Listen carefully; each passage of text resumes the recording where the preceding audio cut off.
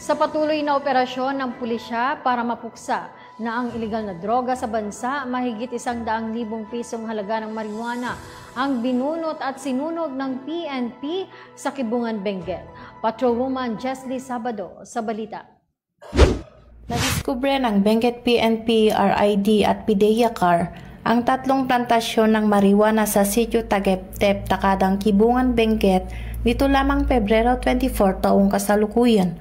Ang mga plantasyon ay may kabuang lawak na 170 square meters na may tanim na humigit kumulang 800 pirasong fully grown marijuana plants na may tinatayang halaga na 162,000 pesos standard drug price.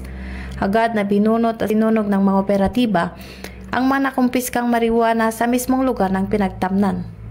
Mula dito sa La Trinidad, Benguet, ako ang iyong PNN correspondent, Patrolwoman Sabado, alagad ng batas, taga-taguyod ng Balitang Pulis.